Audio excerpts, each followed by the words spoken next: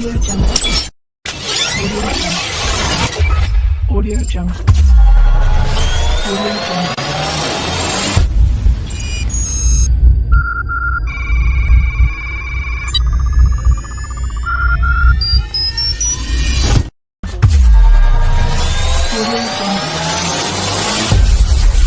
Audio Jungle.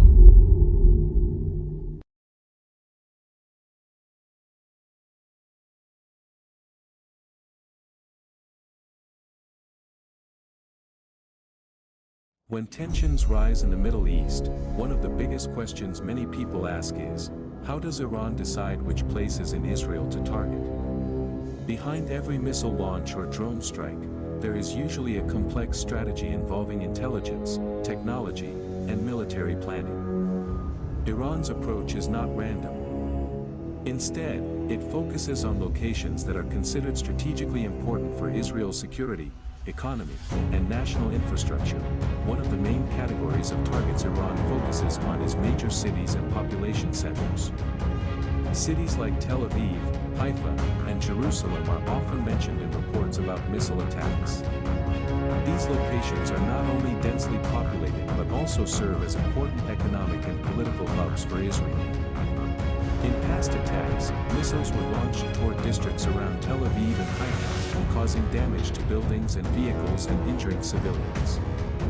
Even when many of these missiles are intercepted, the psychological impact of targeting major cities is significant. Another type of target often discussed in military analysis is military infrastructure. This includes Air Force bases, command centers, and strategic defense facilities. Military headquarters and command complexes are especially important targets because they coordinate Israel's defense operations. If such facilities were successfully damaged, it could disrupt communication and military planning.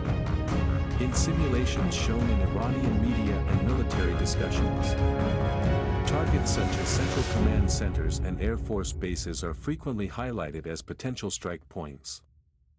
Airports are also considered highly strategic. Ben Gurion International Airport, for example, plays a critical role not only for civilian travel but also for logistics and emergency mobilization. Disrupting a major airport could affect transportation, supply chains, and military readiness. Because of this, airports are often included in theoretical strike plans or simulations involving missile and drone attacks. Energy infrastructure is another key focus. Oil refineries, power stations, and fuel storage facilities are extremely important for any modern country. If energy infrastructure were damaged, it could cause widespread disruptions to electricity, transportation, and industry. For example, attacks targeting refinery areas or industrial zones could have both economic and strategic consequences. These sites are often considered high-value targets in modern warfare because they affect both military operations and civilian life. Iran's strategy also relies heavily on missiles and drones, which allow strikes from long distances. Ballistic missiles can travel hundreds or even thousands of kilometers, making them capable of reaching Israel from Iranian territory or allied areas in the region. Drones, on the other hand, can be used in large numbers to overwhelm defense systems or gather intelligence before a strike. In some attacks, dozens or even hundreds of projectiles have been launched in waves, aiming to penetrate Israel's air defense systems. However, Israel has developed sophisticated defensive systems to counter these threats. The most well-known is the Iron Dome, which intercepts many incoming rockets and missiles before they reach populated areas. Other advanced defense technologies and allied systems also play a role in intercepting drones and ballistic missiles. Because of these defenses, many Iranian projectiles are stopped before reaching their targets, significantly reducing the damage from attacks.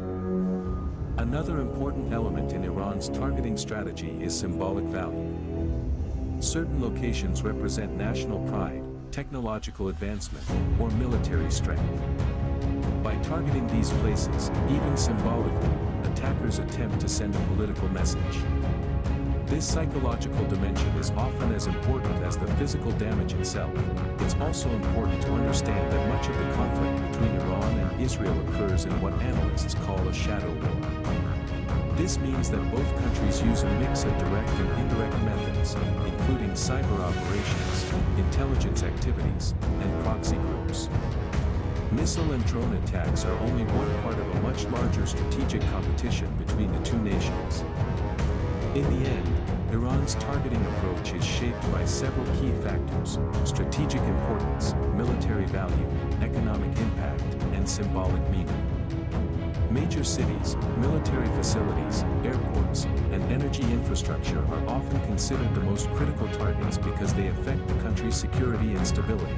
As tensions in the region continue, the world watches closely. Every missile launch, interception, or military response reflects the ongoing rivalry between two powerful regional actors. And while technology and defense systems continue to evolve, the strategic calculation behind choosing targets remains one of the most important aspects of modern warfare in the Middle East.